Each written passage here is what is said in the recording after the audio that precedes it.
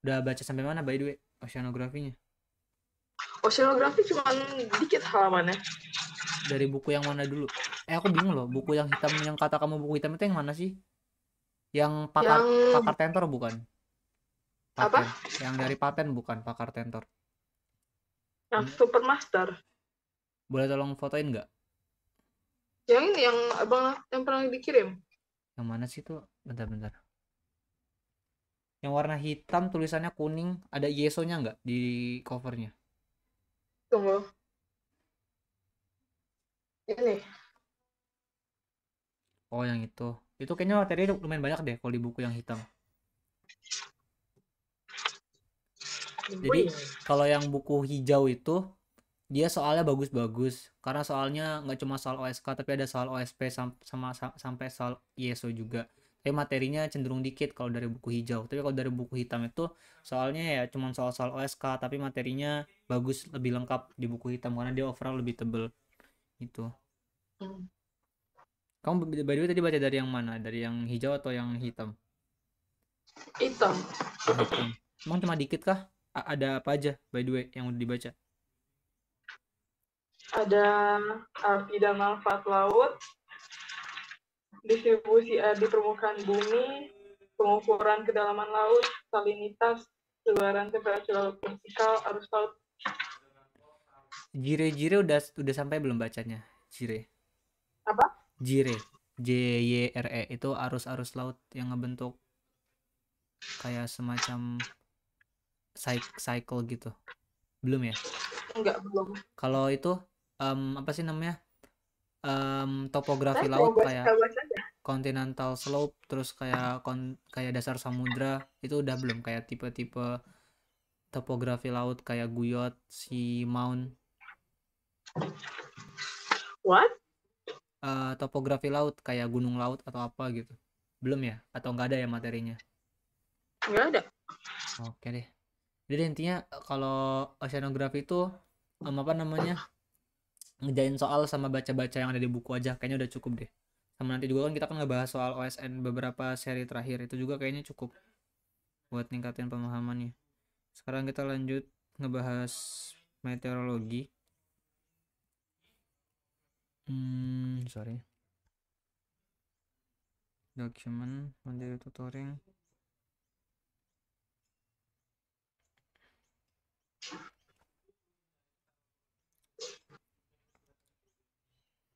Tadi kita udah ngebahas sampai sampai ini ya. Oke. Berarti kita lanjut di sini. Tekanan temperatur. Oh ya by the way tentang oceanografi, sejauh ini udah baca ada yang mau ditanyain nggak? Yang belum paham ataupun apa gitu? Apa itu pengukuran kedalaman laut? Maksudnya pengukuran kedalaman laut kan pakai echo sounder ya, kalau nggak salah. Enggak, ini ada tabel-tabel, jadi saya nggak baca. Nah, Table-table, ya ada tabelnya. table yang gimana tuh? Yang kayak ada daerah, luas permukaan laut, volume, kedalaman rata-rata. Itu perbandingan laut-laut itu nggak sih? Perbandingan samudra kayak samudra Atlantik atau apa gitu-gitu. Iya. Oh iya iya iya. Itu tinggal baca aja sih kayaknya, nggak terlalu masalah. Oke, berarti kalau belum ada kita lanjut ya. Belajar tentang Ya. tekanan dan temperatur.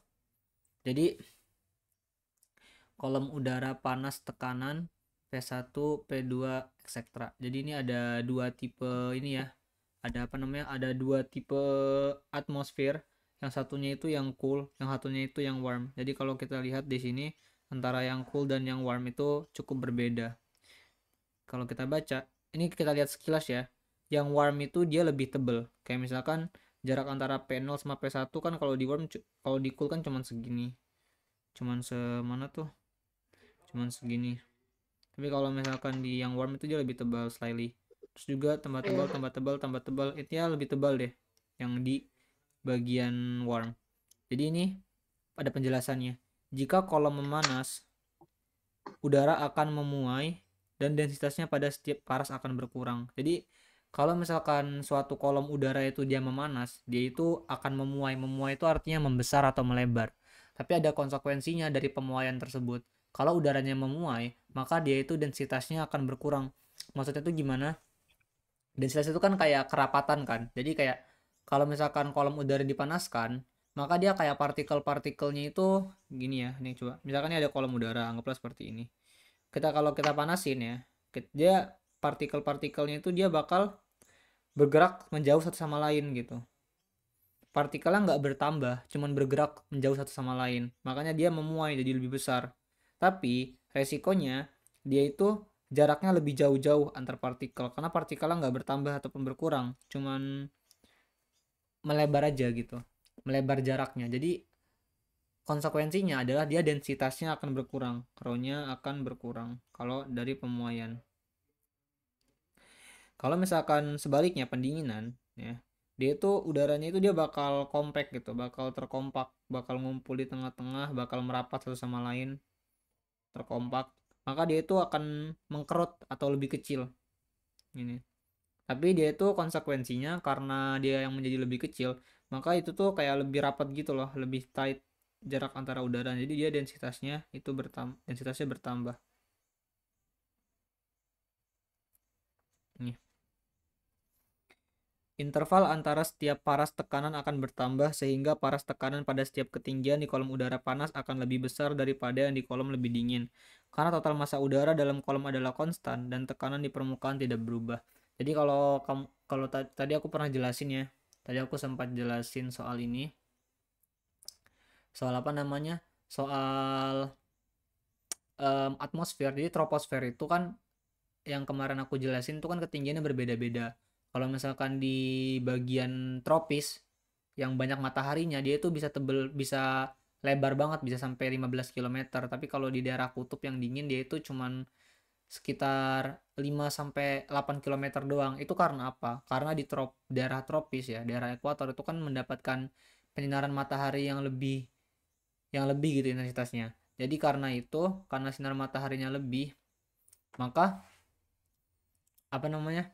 Karena sinar matahari di troposfer itu lebih, bentar-bentar. Dia itu udaranya itu bakal memuai. Makanya di bagian ekuator, troposfernya itu lebih tebal dibandingkan daerah kutub yang dingin, jadi lebih cenderung mengkerut gitu. Kolom udaranya jadinya troposfer di bagian kutub tuh dia lebih sempit atau lebih pendek dibanding di bagian ekuator. Sampai sini paham nggak tentang tekanan dan temperatur terhadap kolom udara? Ya, Gimana? tolong jelasin interval antara yang itu, yang titik ketiga lagi, tak? Oke. Jadi di sini, tapi yang tadi aku jelasin paham nggak tentang troposfer yang di Ya, kutub dan enggak, itu apa? oke. Tapi ini paham kan yang atasnya? Yang kalau memanas itu ya? Iya. Paham, paham. Yang kamu pahami apa dari itu?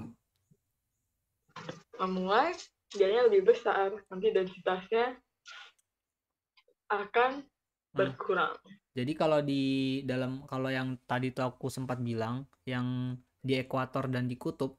Jadi kalau di ekuator itu kan dia kan yang seperti yang kita tahu kan, kalau di ekuator tuh kan suhunya lebih hangat. Coba bandingin suhu di Indonesia sama di Rusia. Kan lebih panas di Indonesia kan, karena Indonesia itu daerah ekuator.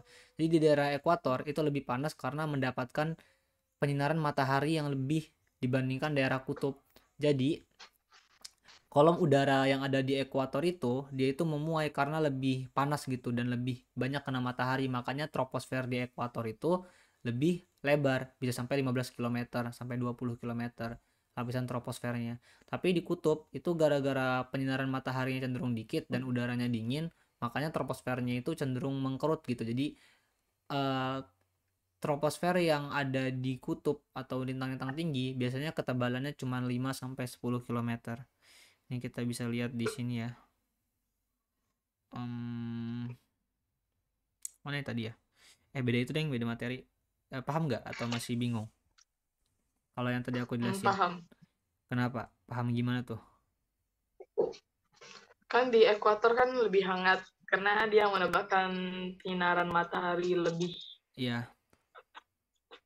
Jadi troposfernya tuh lebih besar, Kenapa lebih besar atau lebih tebal? memuai. karena udara yang memuai, bener banget. Ya ini yang ketiga ini sama aja tadi yang ku jelasin.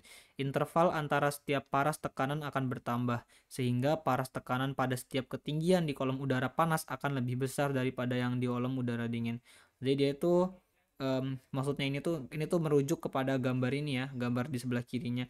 Jadi di sini tuh kayak intervalnya itu nambah. Misalkan kita bikin kayak lapisan masing-masing. Kita bikin lapisan P1, P2, P2, P3, P3, P4, P4, P5, P5. Nah, jadi di kasus P1, P2, P3, P4, P5 itu dia itu kan tetap tuh kolom udaranya, namun P1, P2, P3, P4, P5 itu dia memuai karena tambah lebar. Karena pemuaian itu dia tuh kalau dijajarkan sebaris, maka dia itu jaraknya lebih tinggi kan, kayak gini nih yang aku gambar, lebih tinggi. Nah, karena itu lebih tinggi, kalau kita refleksikan ke atas lagi, dia itu kan masih tetap di sini. Dia kayak numpuk gitu loh ketinggiannya.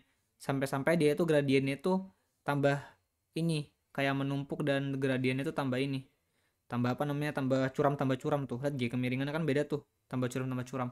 Aku bingung sih jelasinnya gimana, tapi ya intinya sih gitu kayaknya dari yang bisa dilihat. Jadi dia kayak karena itu deh. Aku bingung sumpah ini jelasinnya gimana. Gimana nih? Udah paham atau masih bingung? Paham. Oke, gitu deh. Lanjut, NB ini apa ya? NB itu notaben ya. Notaben mungkin ya. Notaben, karena total massa udara dalam kolom adalah konstan dan tekanan di permukaan tidak berubah. Oke, lanjut deh.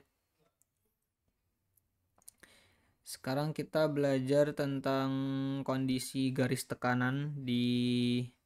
Jadi ini kalau yang sebelah kiri ada nih seperti yang bisa kita baca, cold core low intensifies with height. Jadi di sini sabar ya, aku bingung loh, kok agak bingung cuy. Ini kayak lewatin dulu deh, aku pun bingung, aku bukan belum paham kayak gini. Lanjut nih, ini aja nih. Cold low warm height. Sel tekanan rendah lintang menengah memiliki udara yang lebih dingin. Sel tekanan rendah lintang menengah memiliki udara yang lebih dingin di daerah di depan, mengakibatkan sumbu tekanan rendah miring ke arah udara dingin. Ini tentang isobar sih, aku pun bingung. Lewat dulu deh. Sel tekanan tinggi miring pusat ke udara panas. Pusat sel pada ketinggian 3000 meter dapat bergeser 10-15 derajat ke arah ekuator. Lewatin juga deh. Oke, kita belajar tentang ini deh sekarang. Tekanan rendah termal. Aku lagi nyari nih gerak siklonik kapan ya dapatnya. Saya belum keluar gerak siklonik.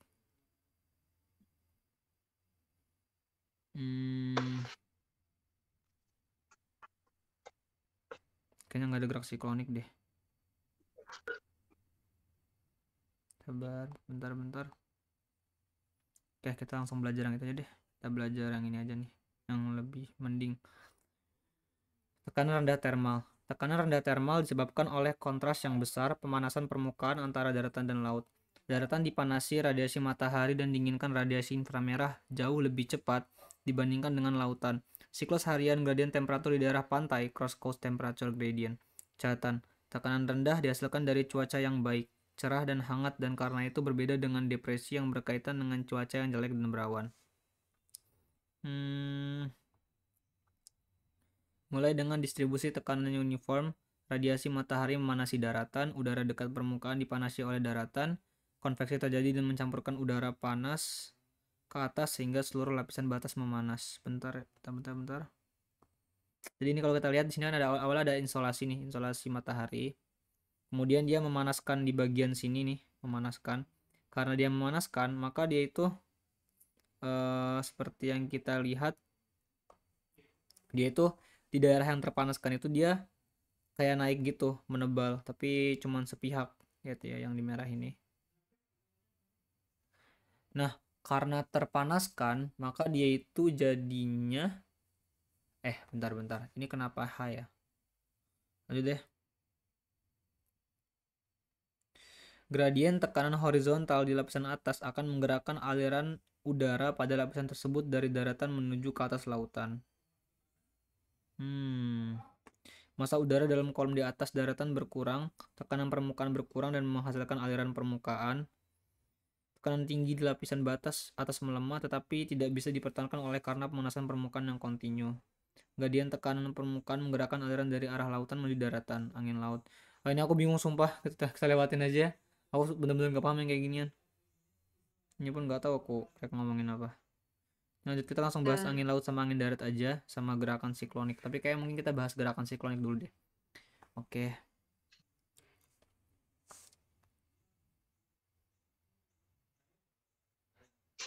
Siklonik. Nggak usah deh, nggak perlu kayaknya. Oke, kita bahas tentang gerakan siklonik. Jadi gerakan siklonik itu, oke, pertama, gerakan siklonik itu adalah gerakan memutar. Tahu nggak? Pernah kebayang nggak tornado? Suatu tornado. Pernah? Angin topan. Kan tornado itu kan kalau kita lihat kan dia kayak gerak angin yang muter-muter doang kan di satu tempat. Iya. Nah, kita sekarang bahas kayak dinamika gerakan tornado atau gerakan. Jadi tornado itu disebut gerakan siklonik, massa udara yang mengalami gerakan siklonik. Kita akan bahas gerakan siklonik itu seperti apa. Jadi anggaplah ada pusat tekanan. Jadi ya kalau siklonik itu ya. Jadi kalau kita mulai dari siklon dulu. Cyclone atau siklon. Siklonik, gerakan siklonik atau gerakan siklon lah. Gerakan siklon. Gerakan siklon. Jadi pada gerakan siklon itu pada gerakan siklon itu tuh, jadi siklon itu pengertiannya itu adalah pusat tekanan rendah.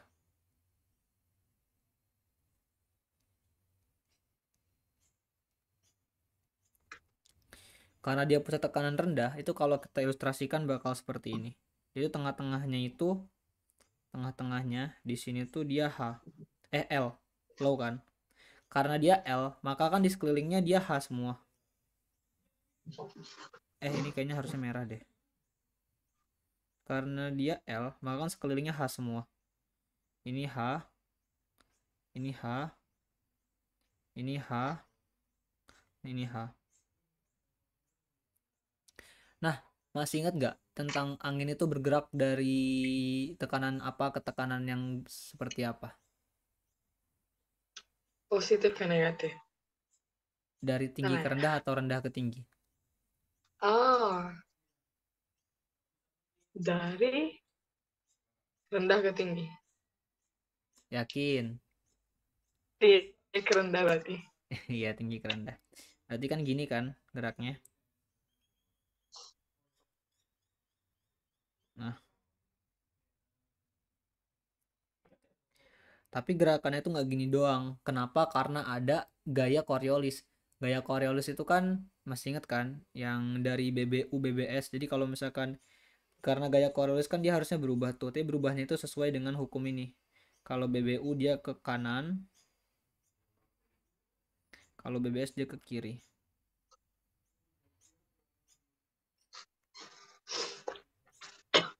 Ke kiri. Jadi untuk kasus ini kita anggap di belahan bumi, utara dulu deh. Belahan bumi utara. Berarti kan dia ke kanan kan? Ke kanan kan berarti dia ke sana nih. Ke sana. Ke kanan. Berarti dia ke sini. Ini ke sini. Ini kayak sirkulasi atmosfer yang kemarin sempat kita bahas ya. Masih mirip-mirip. Nah, berarti dia itu arah gerakannya untuk gerakan siklonik ini yaitu adalah ke sana. Gini.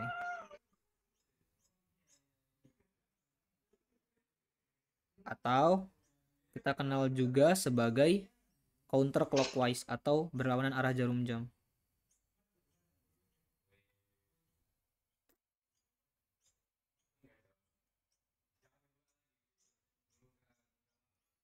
Nah, kalau misalkan untuk di belahan bumi selatan dia kebalikannya.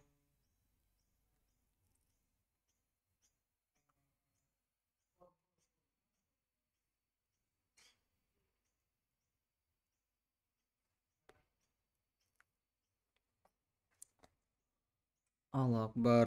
Keluar ya.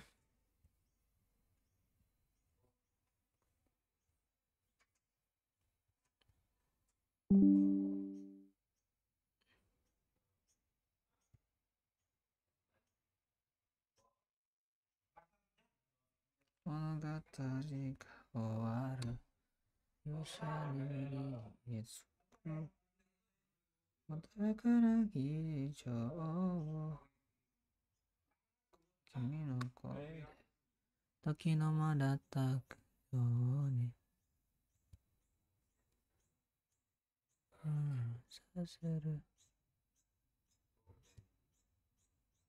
takeseki wo sabitsu ikutsu hora demo kimi no kotoba no negai mo yuki mo yamata de akagashi no naka de ikiru 同じ道の選んだそれだけだった恥の丸楽にこぼれず歌う涙のまま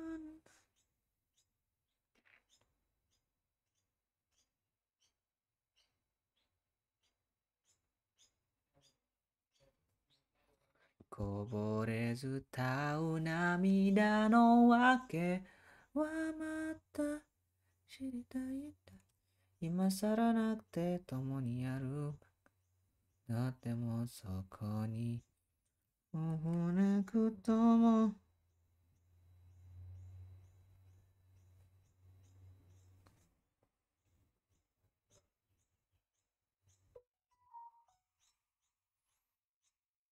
あのにワンプスが一人ぼっち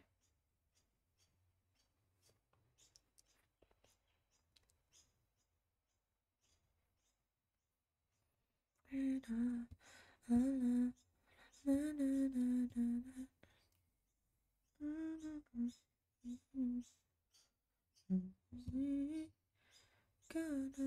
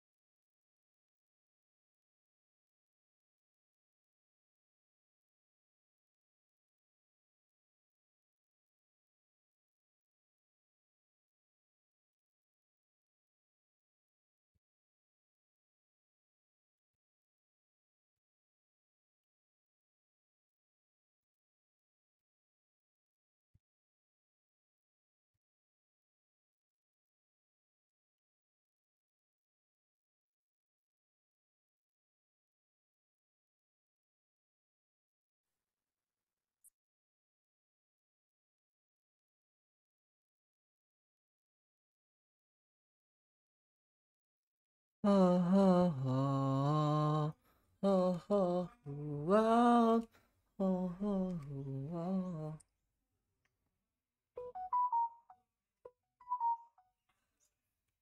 Tanpa setetes air, tidak perlu di oven, itu sangat lembut. Caranya sangat sederhana. Pertama, tuangkan untuk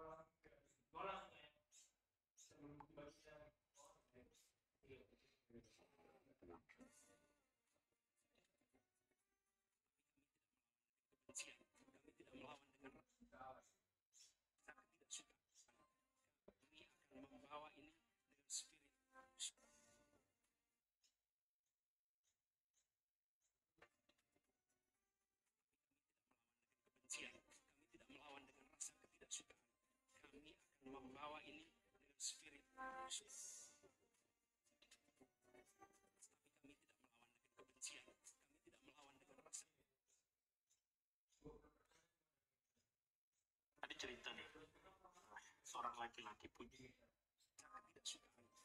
Kami akan membawa ini dengan spirit. Tapi kami tidak melawan dengan kebencian. Kami tidak melawan dengan rasa ketidaksukaan. Kami akan membawa ini dengan spirit. Tapi kami tidak melawan dengan kebencian. Kami tidak melawan dengan rasa ketidaksukaan. Kami akan membawa ini dengan spirit. Tapi kami tidak melawan dengan kebencian. Kami tidak melawan dengan rasa ketidaksukaan.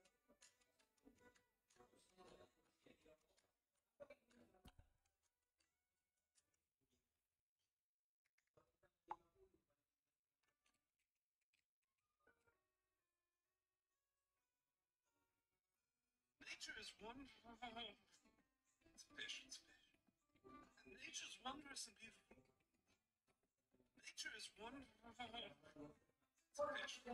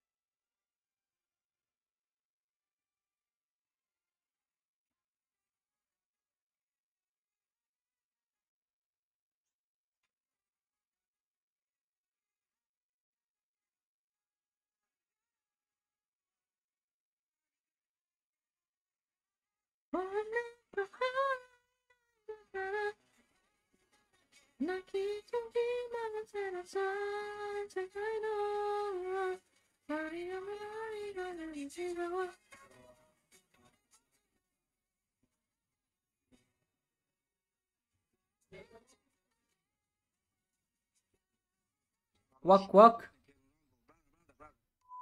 I'm doing interview, but you know, brother. Let me work, brother. I'm tired promote yourself. You working now? You working now?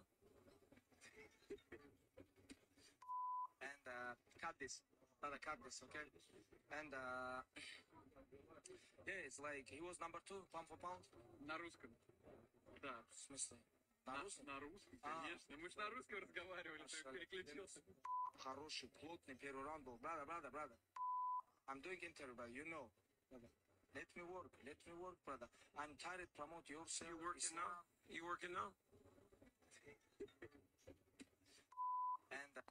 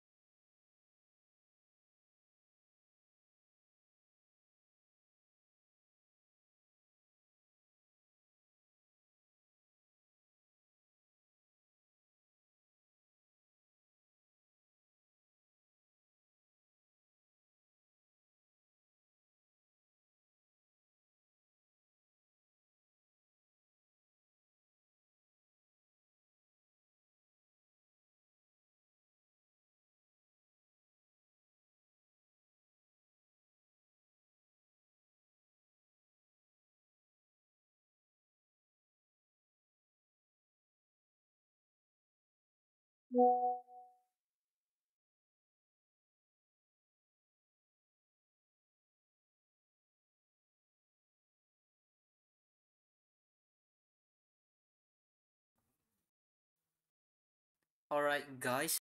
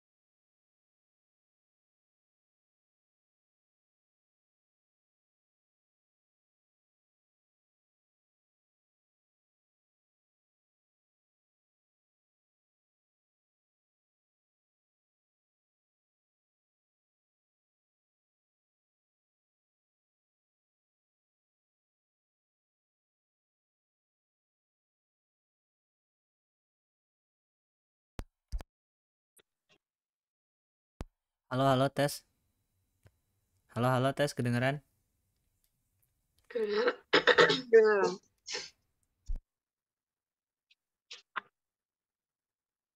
Lanjut ya. Halo. Iya. Farel di rumah gimana? Enggak, lanjut. Farel? Lanjut tadi temanku. Hmm. Berarti kalau yang belahan bumi yang ini belahan bumi utara udah masih ingat kan ya? Masih apa? Masih paham kan ya yang belahan bumi utara? Paham. Kalau belahan bumi selatan dia cuman kebalikannya. Kenapa? Nah, itu apa? Lah, kan tadi yang cyclone tadi yang tadi aku gambar. Iya, tapi hal itu apa? Itu high, L itu low. Tekanan tinggi, tekanan rendah. Oh. Jadi kalau yang belahan bumi selatan dia cuman literally cuman kebalikannya. Jadi kan kalau ini kan sama nih, masih dari tekanan tinggi ke rendah berarti gini. Gini. Tapi karena dia di belahan bumi selatan dan ada gaya Coriolis, dia maka dibelokkan ke kiri. Jadi gini jadinya. Kiri kan. Sini gini. Sini gini. Sini gini. Makanya nanti hasilnya itu, gerakannya itu bakal seperti ini. Ini. Atau yang kita kenal sebagai clockwise. Atau searah jarum jam. Oke. Sampai sini paham tentang gerakan siklon? Paham. Kita lanjut ke gerakan anticyclone.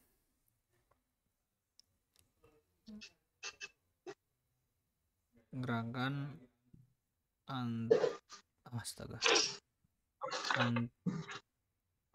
anticyclone atau pusat tekanan tinggi. Nih, gerakan antisiklon atau pusat tekanan tinggi. Jadi kalau misalkan di belahan bumi utara,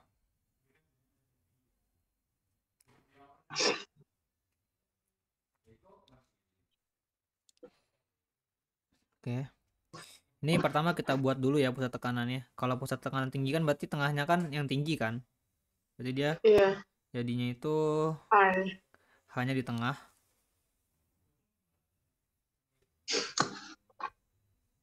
Terus dia kiri kanan atas bawahnya L.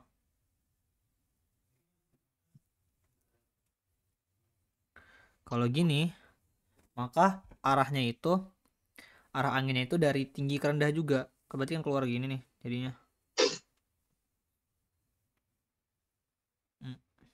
Nah, terus karena dia di BBU, dia berarti ke kanan kan? Berarti ke sana. Ke sini, ke sini, ke sini, sini.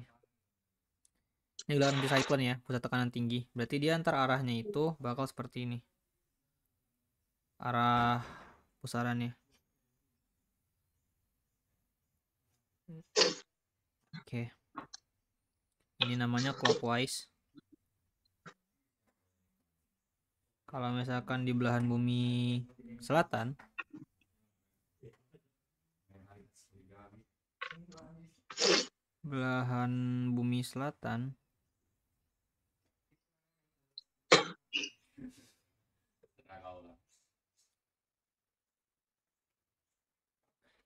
oke, jadi kalau di belahan bumi selatan itu tengahnya itu dia H juga.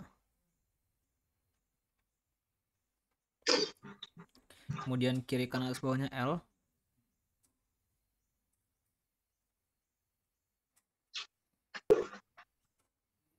Berarti dia arahnya itu kayak tadi sama. Dari dalam tinggi ke rendah. Tekanan tinggi ke tekanan rendah arah anginnya. Kemudian karena ada gaya Coriolis dan dia di daerah belahan bumi selatan, maka dia akan dibelokkan ke kiri. Kayak gini. Set, set, set, set, set, set. Terus arahnya berarti seperti ini.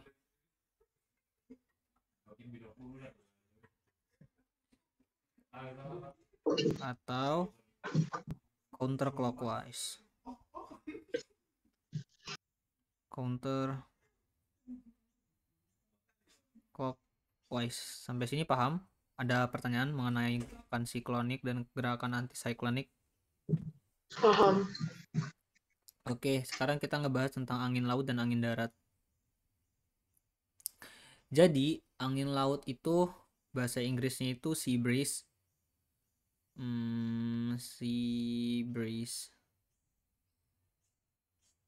Oke.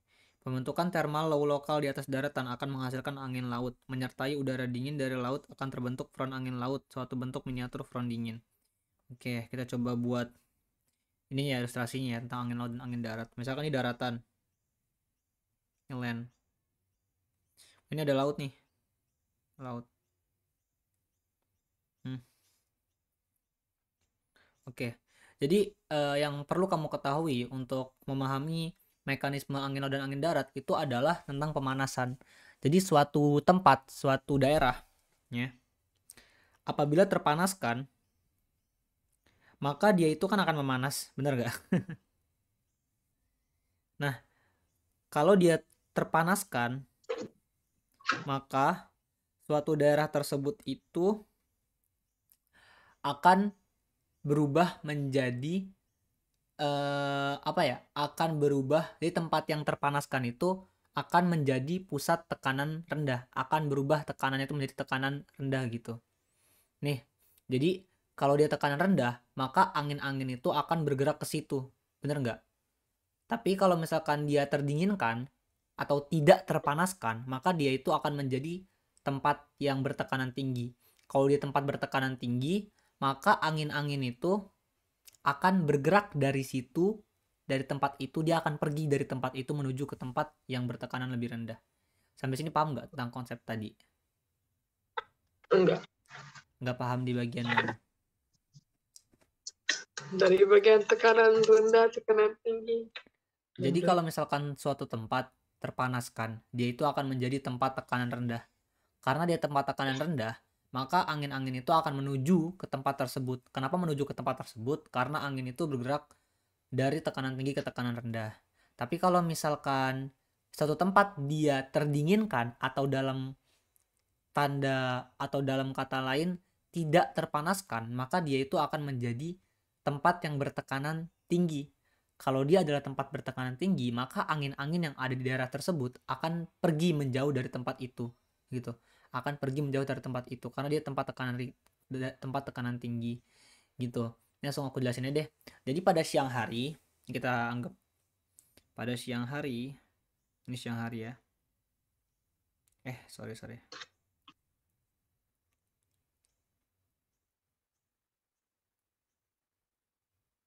Pada siang hari, daratan itu dia itu lebih cepat terpanaskan dibanding lautan. Kenapa lebih cepat terpanaskan? Karena daratan itu, ini kan darat kan, ini land, ini sea. Karena daratan itu punya ini higher heat capacity. Sorry. Bukan higher. Karena daratan itu punya lower heat capacity. Dan kalau sea itu dia punya higher heat capacity. Gini. Maksud heat capacity itu apa? Jadi heat capacity itu adalah kemampuan suatu objek atau benda atau zat untuk menyimpan panas. Maksudnya seperti apa? Jadi antara daratan dan lautan itu kemampuan menyimpan panasnya itu lebih baik lautan. Mengapa demikian? Karena gini, kamu bayangin, kalau kita manasin besi sama manasin air, pasti kan lebih cepat manasin besi kan?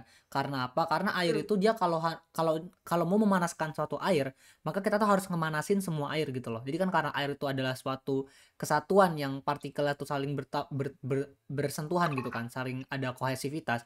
Makanya pada kasus air, kalau ingin terpanaskan, maka semua tuh harus terpanaskan gitu. Makanya air itu cenderung dalam volume yang sama itu tuh lebih sulit untuk dipanaskan karena dia memiliki heat capacity, dan artinya air itu memiliki sifat penampungan panas yang lebih besar. Jadi panas itu dapat lebih banyak ditampung di air walaupun memanaskannya lebih butuh waktu yang lama.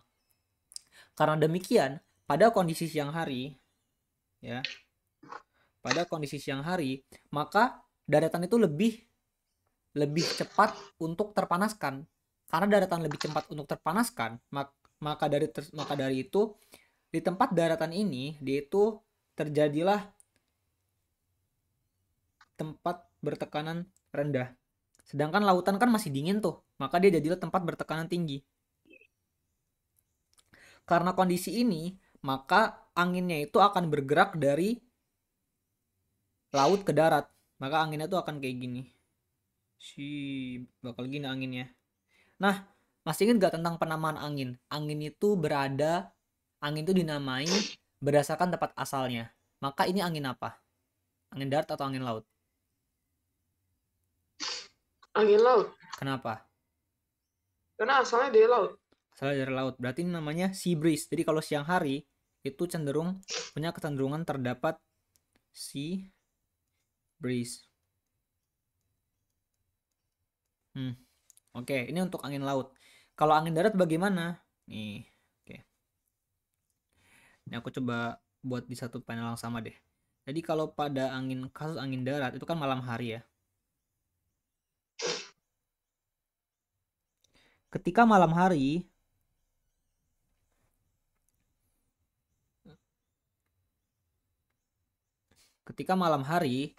itu kan gak ada matahari lagi. Gak ada matahari lagi tuh. Otomatis kalau nggak ada matahari semuanya dingin kan.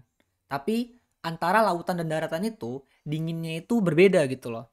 Karena lautan itu dia panasnya lebih lama, dia itu menyimpan panasnya itu kan lebih banyak karena dipanaskannya lebih lama, maka dia tuh menyimpan panasnya itu lebih banyak.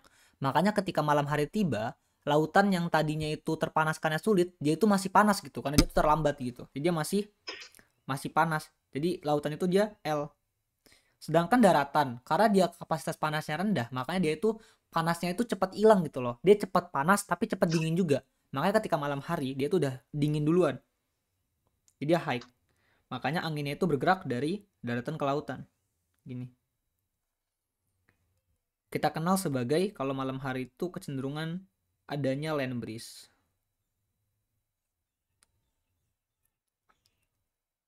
Sampai sini udah paham tentang angin laut dan angin darat atau ada pertanyaan? Kalau ada pertanyaan, Paham, benar paham? paham. Gimana? Kalau paham gimana? Tolong jelaskan. Nah, kalau angin laut, tolong ke gambar. Oh, sorry. Ayo lanjut. Nah, kalau angin laut kan daratan dia tuh punya lower capacity, jadi sempat menyimpan panasnya tuh lebih cepat. Ya, kalau lautan dia tuh lebih lama. Nah, makanya karena angin bergerak dari tinggi ke rendah, jadi karena lautnya itu high, datanya low, jadi ya bergerak kalau untuk sea breeze. Oke, kenapa pada malam hari di laut itu dia tekanannya rendah? Karena kan gara-gara dari siang masih panas, jadi dia masih menyimpan panas. Jadi Oke. daratan lebih cepat dingin. Oke, jadi kalau daerah tekanan rendah itu dia identiknya itu daerah yang panas atau yang dingin? Yang mana? Daerah tekanan rendah itu Tekanan rendah. identiknya itu tempat yang panas atau dingin? Tekanan rendah tempat yang panas.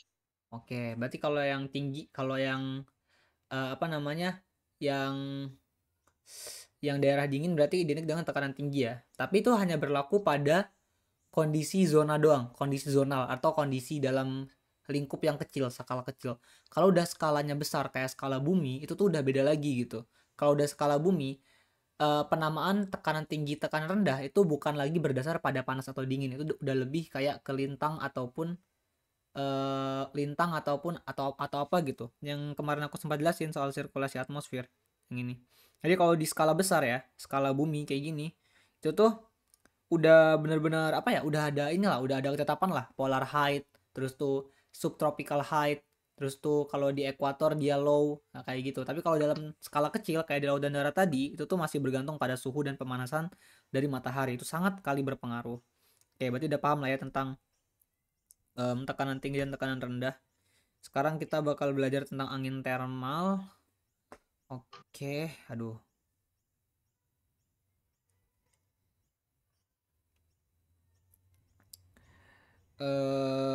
Oh iya, bentar ya, aku mikir.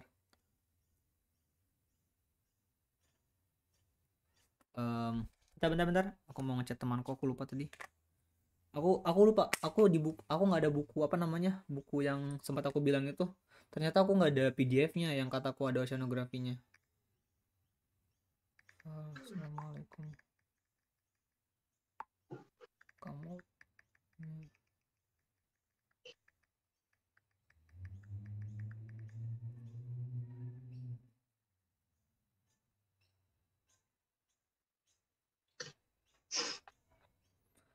Oke, lanjut deh. Angin termal, lalu angin. Nah, ini kayaknya malam aja deh. Ini masih banyak dan juga waktunya udah mepet sama waktu buka di sini. Kalau kita udahan aja dulu gimana? Ya, apa-apa. Nggak apa lah ya. Biar kan kamu masih ada waktu tuh, boleh deh lanjut baca oceanografi ataupun nonton video astronomi. Kalau ada yang nggak paham boleh chat aku aja. Oke.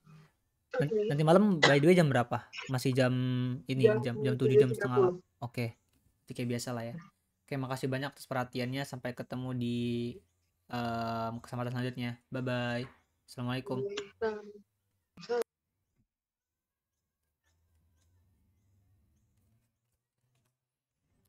席を差別いくつ